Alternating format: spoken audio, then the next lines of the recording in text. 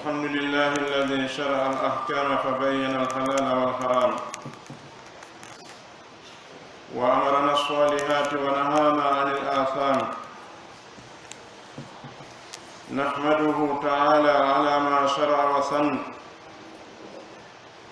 ونشهد أن لا إله إلا الله وحده لا شريك له، حرم الفواحش ما ظهر منها وما بطن، ونشهد أن سيدنا محمدا عبده ورسوله، أفضل داء إلى مكارم الأخلاق، صلى الله عليه وعلى آله وأصحابه وعلى من اهتدى بهديه إلى يوم الدين. أما بعد، أيها الناس اتقوا الله تعالى واعلموا أن من أحكام القرآن وهدايته الحث على التمسك بالأخلاق الفاضلة والآداب العالية والزجر عما يخل بالشرف والعفاف، ومن أجل ذلك حرم الزنا وأخبر أنه فاحشة، وحذر منه بعقوبة الدنيا والآخرة.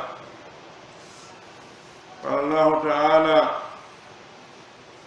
الزانية والزاني فاجلدوا كل واحد منهما 100 جلدة ولا تأخذكم بهما رأفة في دين الله إن كنتم تؤمنون بالله واليوم الآخر وليشهد عذابهما طائفة من المؤمنين. إيتي الله سبحانه وتعالى hanuɗo yettude waɗɗo ko yettirte, sarɗinanɗo en e kaɗo diina ñaawoje o ɓangini e nder majje ko dagi e ko harmi, o yamiri en moƴƴi, o haɗi en bakkaɗo. yettomo kanko Allah subhanahu wa ta'ala e hoore ko o sarɗinani en, o sunnini. seedo ala reweteɗo e gonga sona kanko Allah ko goto e ɗi fuu, ka tagugol e ka jeygol e ka toppitagol e ka handugol e rewede. kanko Allah subhanahu wa ta'ala harminɗo zina ko feeñi e muɗum e ko suuɗi. seedo oɗo mo suɓi o nuli e meɗen nelaɗo meɗen Muhammadin sallallahu alayhi wa sallam, oɗo ko jiyaɗo makko, wona kafidiɗo makko, ko nulaɗo makko mo suɓi o nuli e meɗen, ɓurɗo moƴƴude e kala dariɗo noddi faade jikku moƴƴo. toro Allah e juule nelaɗo sallallahu alayhi wa sallam e ɓeygure maɓɓe nden e sahabaɓe maɓɓe ɓen e kala jokkuɗo peewal maɓɓe ngal hadal ngal dawa. ɓawa ɗum kono yo yimɓe hule Allah subhanahu wa ta'ala, tawno mo hulali Allah ko meere o hulata, tawande a hulde meere hul Allah subhanahu wa ta'ala. anden haray no jeeya e ñaawoje Allah subhanahu wa ta'ala de o waɗi ka deftere makko teddunde nde ɗo alqur'anare nde tawata neɗɗo wawata heɓude peewal hay nokku e aduna o sina kayre jokki. kala lundiɗo nde alaka o rewata ha oɗon ka perdude no jeeya e ko nde fewni faade e muɗum rerɗingol en enen ɗeɗo mofte jogi tagol ɗiɗo jikkuji moƴƴi e neediji towɗi nde rentini en e kala ko tawata bonnay teddungal neɗɗo e nefinare makko arano jeeya e boneji ɓurɗi sakitade hande ka cuuɗi julɓe ɓen oɗo bone wi'eteɗo zina no fanɗi suudu hande ka julɓe ɓen ka tawata jeenowo ala hande e koɗoli julɓe ɓen ka ɓiɗɗo fattuni atata ala e ca e julɓe ɓen hande ka yahata sina ko andirta a hewti saare ko sa yii pilakowal beere ma pilakowal présidence ma pilakowal yimowo ama ma pilakowal riba ko ɗeɗo udditirta natugol cae ɗen kala saare nde fokkituɗa e cae men ɗen hande ko andirta a ɓattike saare ko tuma yiiɗa gongal e ɗeɗo ma yiiɗade fof majji anda a hewti ka julɓe woni hoɗo noon ko hoɗo julɓe saare nden ko saare julɓe temeɗɗe juulirɗe buuji juuloɓe kono naatirgal saare nden ko pilakowal beere e présidence e riba e cigarette e musique ko ɗum naatirte e caɗe idan ɗum ɗo ko muskila mo tawata si e wattanaalira e makko hara no hulɓini ko waɗi ko attiɗa yi'ude kon ko feeñanma e kene kon ko ɗum ɗo ñaawata si ñaawa goɗɗum ngo ko a yi'ani hara Allah subhanahu wa ta'ala o rentinta en e hunde sina taw boneno e mayre Allah subhanahu wa ta'ala rentini e zina o harmini zina on kadi o ɓangini kadi wondema zina on neɗɗo julɗo on wi'aka watta waɗ ko wata ɓattoɗi wi wala taqrabu zina innahu kana fahishatan wa sa'a sabila wata on ɓatto jeeno wata o wonu jeenoɓe wata on jaɓu ɓiɓɓe mon ɓen e rewɓe mon ɓen e ɓeygure mon nden eɓe ne'a toon ɓe wona jeeno fihon ɗum innahu kana fahishatan wa sa'a sabila sen daari ko zina woni e ɗowde yimɓe faade e mum kon e yaasi mo wuuruɗen hannde on en annde ko Allah subhanahu wa ta'ala wi kon innahu kana fahishatan wa sa'a sabila njelo e sonnaaɓe hannde wari ko heɓi tawa waɗaali ɓe tina waɗgol zina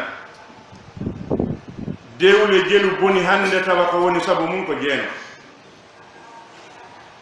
ɓornateeɗiji bonɗi jelu woni ko saaka hannde rewɓe jelu woni ko sunnini ɓalli mum nebbe hara fawaali ɓe tina faade waɗgol zina Allah subhanahu wa ta'ala o rentini e jeeno o hattaali e rentingol ngol tun o kambirani jeeno ɓen lette ka adna ɗo e lette kadi ka lahara Allah subhanahu wa ta'ala wi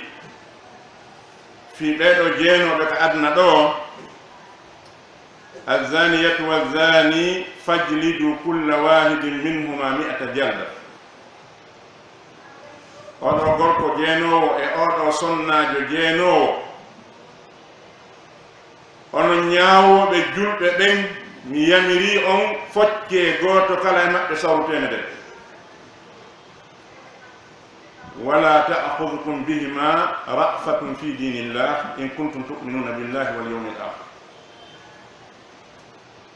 min Allah yamiri yurmingol tagore nden komi yurmeteɗo kono ɓeɗo ɗiɗo wata o yurminanaɓe ka nder diina am si tawi ko gonga moɗon hiɗon gomɗini Allah e ñalandal ngal wal yashhad azabahuma ta'ifatun min al mu'minin nde hiɗon piyaɓe watan piiɓe gundo noddite jama julɓe ɓen ɓe tawe kadi piggal ngal ɓe piye yeeso jama on kadi ɓe heɓa muusendi piggal e muusendi hersa. ɗum ɗo woni Allah subhanahu wa ta'ala ko wi'i neɗɗo jeenowo yo waɗe ka adna ɗo.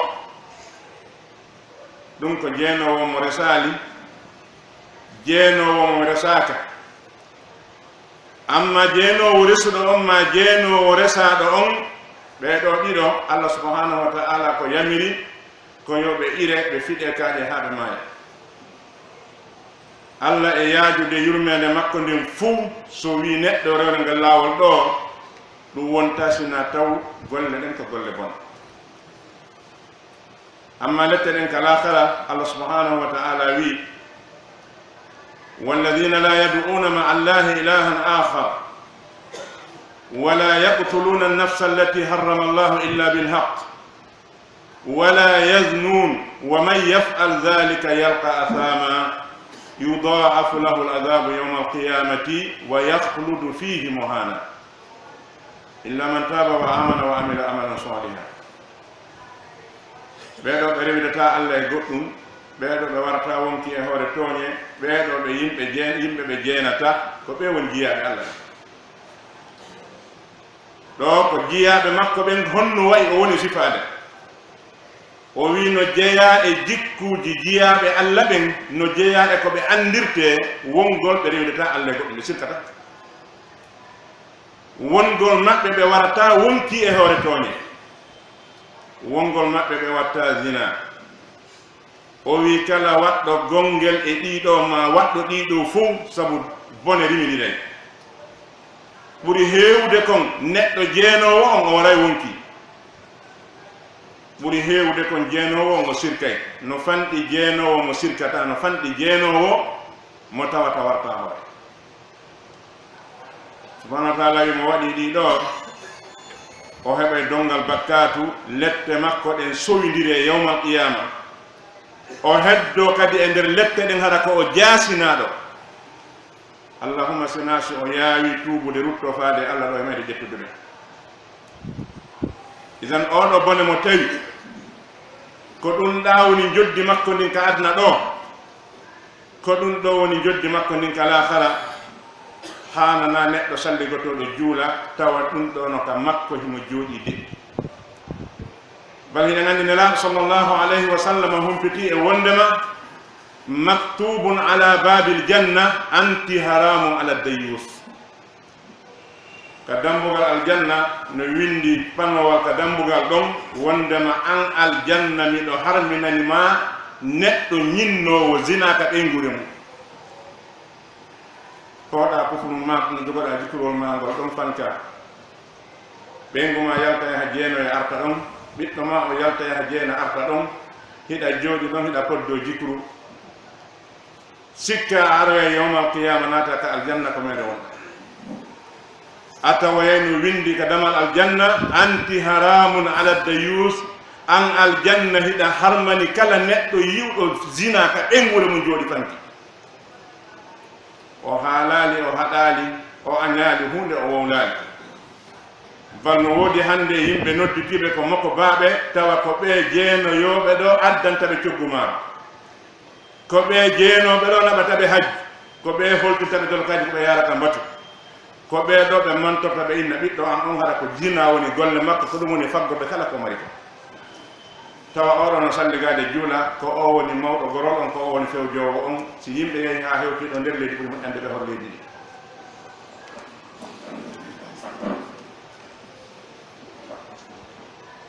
أيها المسلمون، وفي صحيح البخاري أن النبي صلى الله عليه وسلم رأى في المنام ثقبا مثل التنور أعلاه ضيق وأسفله واسع فيه لغط وأصوات، فاطلع فيه فإذا فيه رجال ونساء عورات يأتيهم لهب من أسفل منهم، فسأل عنهم فقيل له هم الزناة والزواني. أريك صحيح البخاري كويد النبي صلى الله عليه وسلم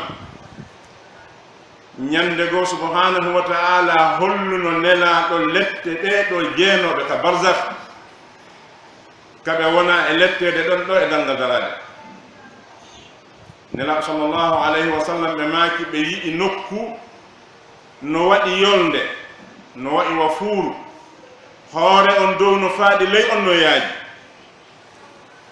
ɓe yurni nder ton ɓe hay tawi to worɓe e rewɓe ɓortiɓe linsere wo ala e maɓɓe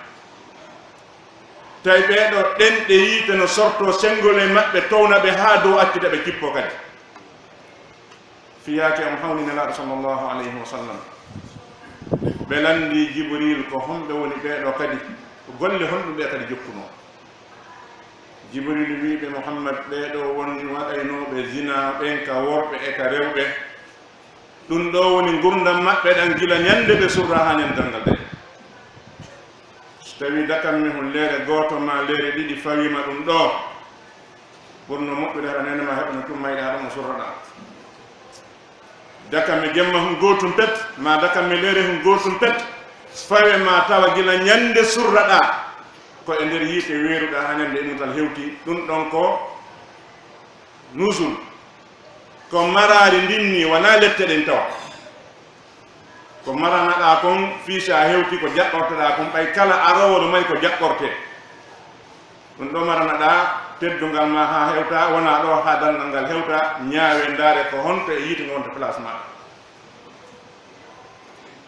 nelaɗo sallllahu alayhi wa sallam e maaki la yazni zani hina yazni wa huwa mu'min jeenowo jeenata fewno nde o jeenata tawata hemo gomɗini allah subahanahu wa taala yani nde sonnajo no itta concol mum feƴƴa ɓaawo gorko janano waalo tawa e abbere imanu heddaki ka ɓernde makko nde gorko no waalo ɓaawo sonnajo mo o resa tawa e imanu ala ka ɓernde makko sabu simo gomɗini allah subhanahu wa ta'ala no waawimo no suttima no andi ko woni wadde ko o wata wadde ɗum neɗɗo mo ala hersa ala iman teddina tawal muɗum gollata ɗe ɗo golle balɓe maaki kamɓe nelaɗo sallllahu alayhi wa sallam ida dahara zina warriba fi qaryatin ahallu bi anfusihim adab allah si jeeno e riba taakitike e nokku a ari e saare tawi riba e zina no heewi tew no waali e kene bal tumago tawa ko wiyaɓen ko makko baɓe kamɓe ɓuri tinnade e muɗum o wi hara ɓeɗo ɓe newni yo lette allah ɗen tippo e hoore maɓɓe lutti so tippina e so accane kono kamɓe hara ɓe wi allah yo addu lette en hoore maɓɓe wa fi sahih muslim an abi hurairata radiallahu anhu qal qala rasulullahi sallllahu alayhi wa sallam ثلاثة لا يكلمهم الله يوم القيامة ولا ينظر إليهم ولا يزكيهم ولهم عذاب أليم شيخ زان وملك كذاب وعائل مستكبر نبي صلى الله عليه وسلم أماكي يمɓe tato ɓeɗo si ari darngal allah ndaarataɓe gite yurmede allah landata ko ɓe konngol sappo ɓe adda nganto allah laɓɓintaɓe e bakkato sappo ɓe daɗa yiite ɓeɗo no wodani ɓe lefte musude o wi ɓe tato arano maɓɓe on ko mawɗo jeenowo kikalajo mo tawi wawata yondinorde ɓeyngude mum nden ka suutu bimbi fof so ala ka otal himo ka marché bal hay ka otoje ka hoore voyage boy e yimɓe wiɓe hoore mum ko makko ba hiɓe andi ko ɓe jokki kon allah subhanahu wa ta'ala hunde wirnanakimo idan ɓeɗo makko baɓe e duuɓi waɗɓe hoore mum ko ɗum woni golle mum ɓe hulali ɓe hersali ɓe amali tawi ko jeeno woni golle maɓɓe nelaɗo maki sallllahu alayhi wa sallam oɗo neɗɗo mo tawi ko ɗum ɗo woni golle makko go'o allah ndaratamo yawmal qiyama gite yurmede ɗiɗi ɓe yewtidata sakko o adda nganto tati o laɓɓintamo e bakkato hawdaɗa yiide nayejo jeenowo lanɗo hewɗo fenande e baaso mawnintiniɗo ɓeɗo tato nela sallllahu alayhi wa sallam wi Allah subhanahu wa ta'ala waɗantaɓe ɗiɗo o darataɓe o yewtidata e maɓɓe o laɓɓintaɓe bakka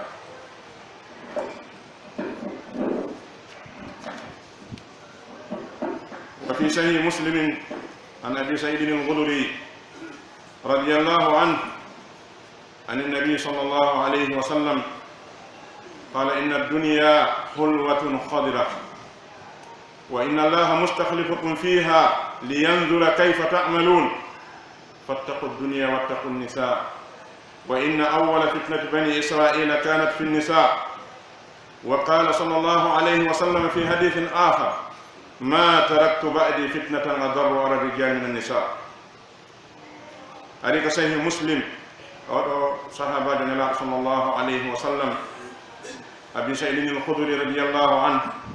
ووي أنني نلا صلى الله عليه وسلم بماكي أو أدنى دو أو نهكيدي كيما ولي الله سبحانه وتعالى نعدي أو أكي دو فيو أندار ونكاريكون دواتو woɓɓe arino hoore ɗo ɓe waɗi ko ɓe waɗi wo Allah waɗi ko ɓe hande muɗum kon woɓɓe arino ɗo waɗi ko Allah faala kon Allah hokkiɓe battane moƴƴe idan onon kadi o lontini on ɓaawo maɓɓe o addi on himo darde onon kadi ko honno warroto o wi mi torike on rente o aduna rente e ɓe rew sabu bani Israila fitna maɓɓe arano on fuɗɗagol maɓɓe haɓugol e Allah subhanahu wa ta'ala ha lette tippo e hoore maɓɓe ayɓe wurte e hoore maɓɓe ɓe lanne ɓe yewe leydi maɓɓe jatte ɓe raɗe ka maɓɓe ko waɗi ha ɗum ari e hoore maɓɓe ko roɓɓe wannur ɗum tumande tawno makko ba ala hay hunde kañum ko fellitata ka muɗum si ɓeygu makko wi ɗum ɗo no dagi ko ɗum dagi so wi mi yiɗa waare ɗo o ittande hana laaɓa poste so wi en amoya o inna ella kala ko sonnajo wi ko ɗum watte ko fere o waɗay ɗum kala ko sonnajo wi no dagi ko ɗum dagi kala ko wi no harmi ko ɗum harmi na Allah eno laaɗo saɗum daga nder suudu makko ko sonnajo makko oɗo makko bamo tawi ko ni o wayi ka makko yo heɓɓito hoore makko wona yennugol wona piigol kono no watta jaɓu ɗoftagol neɗɗo e hoore yeddugol Allah subhanahu wa ta'ala kala mo wondata wonde e hoore ɗoftagol Allah si ɗum gasata la yastaqimu ma'u wan naru fi ina'i wahid noddowo faade e bone haɗowo bone tiɓe wondi wawata gasude yeeyowo tew e yeeyowo kosan si ɓe kafi wuro sonko ñallata ɗon sabu oɗa ko siɗi wuuri so heɓa ko faala kon oɗa ko siɗi maayi so heɓa ko faala kon ɓe ɗiɗo wawata kafude idan wawata wonde ko a julɗo ko a rentiɗo a zinata kono mo wonduɗa ko suuɗon ko ɗum golle muɗum ɗum ɗo wawata gaso idan anden haray ko wiyete zina kon ko bone sakitiɗo bone huuɓituɗo bone mo tawi bonnay teddungal sabu neɗɗo fo neɗɗo Allah dandumo piiji ɗiɗi ɗi mara heɓɓitande si makko ba inni ko yiɗi hoore mum tawi pellat ko ɓiɗɗo zina hunde o wawata wadde ha o wonta neɗɗo hala naam kanko o mara bakkatu boy ka Allah subhanahu wa ta'ala o mara bakkatu ko woni kon ɓiɗɗo zina par ce que na kanko waɗi ɗum hoore makko kono no yeeso tagore nden mo mari ko yera kala mo woni siko lanɗo o woni wiyama hombo woni ben makko ɓeni a o mara baba haɗa jinamu ɗum boni jaasi siko karama kojo woni wiyama a ben makko andaka haray hande kadi konngol makko hitta siko ngalu o yooɓi si wiyama ha ben makko andaka tigi tigi on haray ɗisani ala ko satti ha tuma goɗɗo yahi ka police inna ƴettugol carte d'identité ɓe wiya babe ma ko honno wiyete o wala hon o miiji to ha tawa ko so toña dow goɗɗo winda ɗo inde makko kono alamo o wala inde mum kala poste ko police ta arɗa te carte d'identité ma ko inde nene ma to windi toon ɓenne nangal wala siko passeport ma o min kadi idan ko neɗɗo mo tawata mara leydi mara hoɗo mara gorol ɗum ɗo ko ayiɓe molanaɗo ko bonnugol teddungal bani adama on sabu teddungal bani adama on taw fuɗɗo nden tawi no waɗi gorol ɗum ɗo ko zina tu wawi waɗande ɗum bani adama idan watti noon e ko ɗum jokkodiri kon e bonnereji goɗɗi goɗi anduɗen ko tawata kon no suñi tagore nden hannde haray ko ɗum waɗi diinaji ɗin fof tippiɗi ɗin ala diina tippika ka kammu si wona hika harmini zina ala e diina tippika sina hika rentini e zina wannena sallllahu alayhi wa sallam ɓe maaki ñande goo ɓe maaki man yadmanu li ما بين رجليه وما بين لحييه أضمن له الجنة نلا صلى الله عليه وسلم لندي أني كهم ورمود جتان تمي garanti orena nailam ko woni ka hakkunde koyde makko kon e ko woni ka hakkunde baga kenkeje makko mi jettana mo garanti wonata aljanna yani kala jettan do nela sallallahu alaihi wasallam garanti awra makko on nabata dum ka harmi o jettani nela sallallahu alaihi wasallam garanti o wowlirta ko hunduko makko ko hada nela do maki jettani mo garanti wonata aljanna aqulu qawli hadha واستغفر لكم فاستغفروه انه هو الغفور الرحيم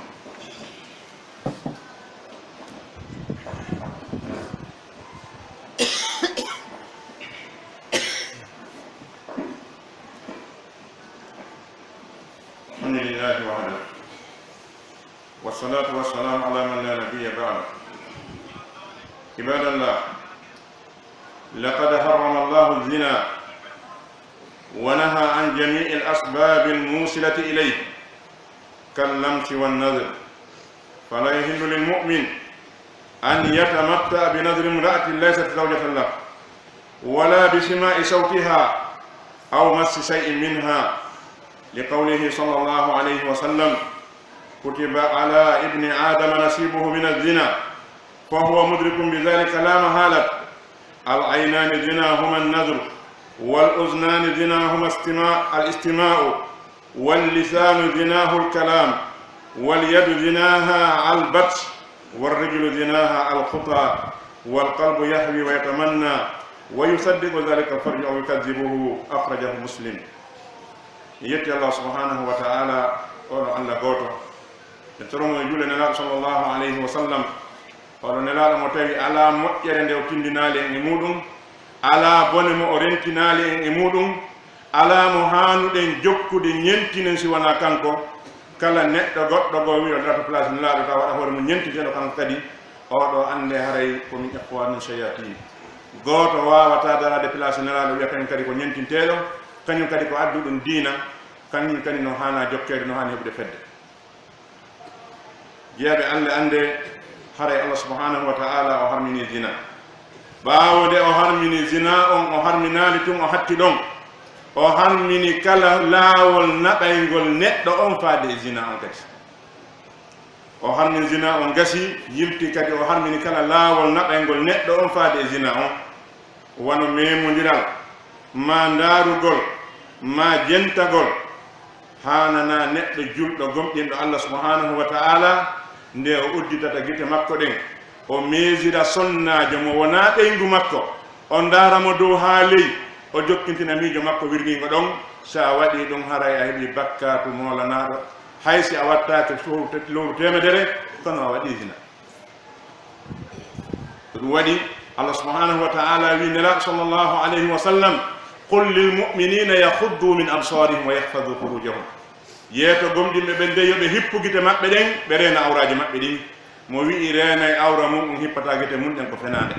o wawata idan ibnu qayyim o wi ko ɓurma moƴƴande noon piiji ɗiɗi ari muññeteɗi muññagol aranum ɗum e di muññagol ɗimmum ɗum si a muññaki angal ndaarugol ngol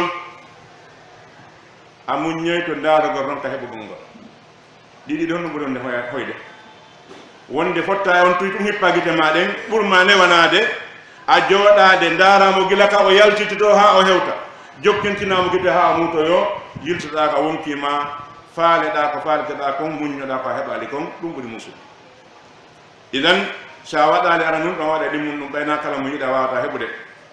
haray neɗɗo julɗon no hani hippude gite muɗum ɗen o reena tere makko ɗen ɗeɗo gite ɗiɗo noppi koɗo hunduko ɗe juuɗe ɗe koyɗe ndu reedu mo reenali ɗiɗo yo laɓɓu goɗɗum ngo harana aljanna to ma suɓa ko ndaara si wona julɗo ma suɓa ko jentoɗa si wona julɗo ma suɓa ko wowla si wona julɗo ma suɓa ko memira jungo ma ngon si wona julɗo ma suɓa ka yahitta koyɗe maɗen ɗon suɓa ko lowata ka reedu ma suɓa ka watta awra ma on ɗon sa wona julɗo ko ma ɗum wawa wonde si ɗum wawali wonde ka tampin hoorema ñaamu yeeno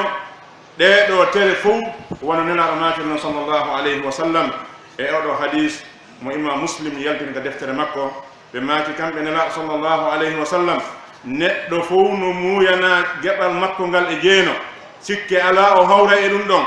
ɓe maaki yiitere nden zina mayre on ko ndaarugol nowru ndun zina mayru on ko jentagol jungo ngon zina maggo on ko memugol koyngal ngal zina mum on ko yahugol ɓaawa ɗum awra on gonginama fenna idan kono ɗiɗo so a renaji ɗi andu haray hiɗa mari geɓal e jeeno si tawi a woni jemma ma on fof hiɗa udditi téléphone ma on hiɗa naate Facebook hiɗa jenti rewɓe janamɓe bal hiɗa yewtude e maɓɓe hiɗa datmitade e konnguɗi maɓɓe ko e jeeno walɗa jeeno walɗa aw walɗo yewtude debbo jananka téléphone maɗa haysi ko fiyancé ma daganakima yewtugol e makko itti sikke e goɗɗo goo mo tawata amara haaji e muɗum on jeyda hunde alda on jooɗoɗa bonna mbuɗi maɗi yewta e makko mairie fus fiiɗuya heɓu bakkat hananama jantagol konngol makko ngol hannaka datmitagol dargol mo bal hiɗen andi hande ɓiɓɓe ɓen ka fewndi ɗon ɓeɗo sukaɓe worɓe hande kaɓe woni ɗon e sukaɓe rewɓe kaɓe fewndi ɗon e ko ɓe woni e waalo daade mum e téléphone ji maɓɓe si ɓe tuubali ɓe rutti malore no woɗɗi ɓe idan ɓe maaki kamɓe nelaɗo sallllahu alayhi wa sallama ɗeɗo tawi ko ɗum ɗo woni jeeno majje on ko ma hippa gite maɗen e ndaarugol sonnaje mo wona zuma haram manamo resuɗa hippa nanɗe maɗen e jentagol konngol makko datmito e muɗum rentoɗa e wowlidugol e makko ittoramo wula rentoɗa e fontugol jungo ma ngol memamo rentoɗa e weddodagol e makko ko waɗi ɗiɗo fof no jeeya e laaɓi naɓa neɗɗo e zina wa min al asbabi almusilati ila zina alghulatu bil ajnabiyya qala sallallahu alayhi wa sallam la yakhluwanna rajulun bimra'atin illa ma'aha dhu mahram rawahu al-bukhari wa muslim wa qala la yaghluwanna rajulun bimra'a illa kana thalithuhuma ash-shaytan rawahu ahmad nelaɗo mak sallllahu alayhi wa sallam wondema no jeeya e zina no jeeya e ko watta ha neɗɗo waɗa zina weddodagol e gorko janan e sonnajo janan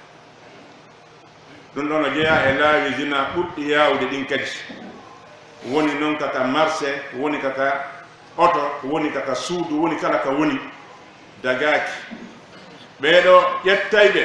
sonnaɓe muɗum acca e cuuɗi ƴetta miññiraɓe muɗum worɓe acca nder ton inna yoɓe heddodu ɗon kañum ɗaɓɓa ka yaara jooɗoyo yoɓe andu hiɓe e masiba molnama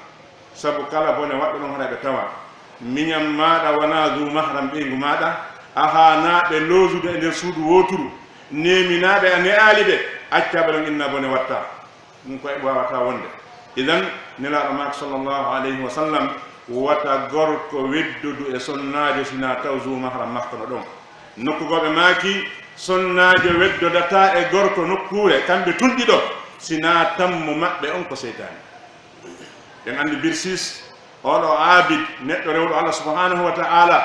ha dewal makko heewi no jeeyano e ko woni sabuna fitna makko on ha o waɗi zina o waɗi hoore o sirkani allah subhanahu wa ta'ala weddodagol makko e debbo janam ndaari qissa on allah subhanahu wa ta'ala ko wi ɗum kamathali linsani kamathali cheytan id qala lil insani kfur falamma kafara qala inni bari'u min inni akhafullah seytane o ara o tawi birsis ka o rewata allah ɗon sukaɓe no marno bandirawo muɗum hiɓe fokkiti yaadu e haaju maɓɓe ɓe wi ko hooliɗen ɗo ko o karamakojo ɗo ko o wawten accude bandam men e junngo mum yehin hara en hula ɓe naɓi mo ɓe halfini birsis ka o rewata allah ɗon oɓe waɗi mo e cuurum to oyano e suudu mum to kono goto goo ala ɗon hakkude maɓɓe cuuɗi ɗin no woɗɗodiri kono kamɓe to ɓe weddike sabu goɗɗo goo ala idan e nder wuuridugol maɓɓe ɗon ha ñande goo seytane ari sowonsini mawɗo o wi a moodi mawɗa kelɗa an hiɗa halfina ɓiɗɗo goɗɗo a yata darano o fewdoyi a tafata fi makko nani kali ko madirte idan watti hande kadi o watti yahude higo junkuɓe yewta o jento hiɗo makkum ha ñande goo seytane ɓattidiriɓe zina yani hakkude maɓɓe jiwunkun sowi tawi hande kadi noon probléme ɓeydoto woni seytane ari wimo ha ɗo noon a heeɓi wirtere si ɓe andi o sowi ke ɗo zina ko noon tuɗiɗo heddodi ɗo haray a perdi joni ko watta war o surramo si ɓe ari inna o maayi haala waalo o wi ko gonga mane o ƴetti junkum o wari o surri o yahi o jokki dewal makko kanko jikkurol makko mo ɓeya artoy seytane yahi ɗaɗoyngol maɓɓe yeetimo kala ko feƴƴi konko honno feƴƴi bimbi weetimo kala maɓɓe sifani oya ko yii ko gaɗoygol maɓɓe tawi ɗum nandi dey ɓewi ɗaɓɓite ɓe ɗaɓɓite ha ɓe tawi haqiqa tan mawɗo on reedi jiwunko naɓi ko wari koɗi surroy kadi lutti hande kadi ko argol hen ɗo mo waramo kanko kadi seytane rewi ha awa ɗo noon ko danda ma o ko sa sujjanilan sa sujjanalla aɗa tan ɗiɗa ɗiɗi no gasa siko ɗin o mayduno o suma ha ñande go o yalta yiide kono seytane no faala ɓe lutti duka yiide ton ko watta ɗum noon ko so sirkani Allah sabu mo maayi no sirkande Allah hunde watta yalta jahannam mawɗo on jaɓanimo ɗum sirkani Allah subhanahu wa taala sujjani seytane ɗum dandalimo wareede on haɗali o perdi aduna e laafa idan honɗum faymo ɗum ko weddodagol e debbo janano on no heewi tew e cuuɗi men ɗin haysi hawni en ka sukaɓe accitete rewɓe nder cuuɗi deedi yana nder toon tawa solution o hannde kadi ko goɗɗum imma ɓe hakka labtane ɓe bonna wonta probléme ɓuuri reedu ndum bona nene reedu ndum tigi bona tawa hannde kadi probléme e hoore probléme idan ɗum ɗo fof ko watta ɗum ko weddodagol gorko on e debbo haray oɗo zina ko hunde bonde nde tawata Allah subhanahu wa ta'ala yiɗande o yarlaki o accata yimɓe accuɓe ɗum hakkude mum e jan kadi wona tawi noon kadi si neɗɗo acci oɗo zina o acciri fi Allah Allah no waɗanimo gewal mawla nangal nela sallllahu alayhi wa sallam e maka ni en yimɓe jeeɗi ɗo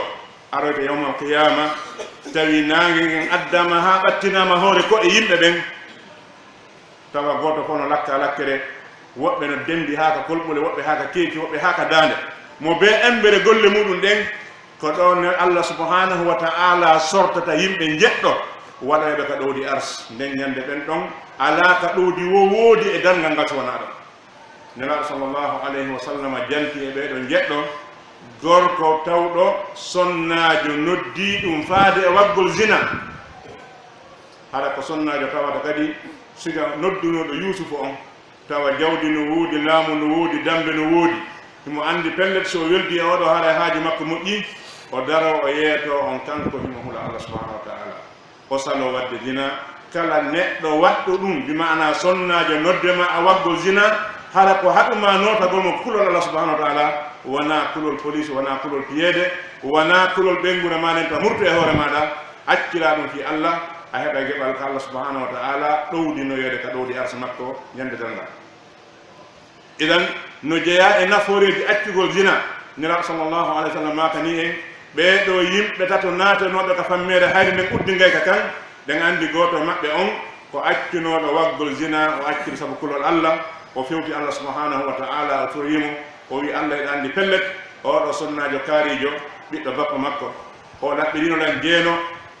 mi ɗaɓɓirnomo jeeno ɓay tawi o ala dépense o andi galam mbuuɗi min ni somi jonnaymo mbuuɗi ko mamen waɗa zina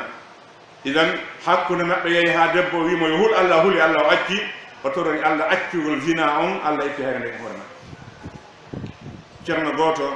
e feƴƴuɓe o sifi o wi e wondiɓe makko ɓen tawi no haawomo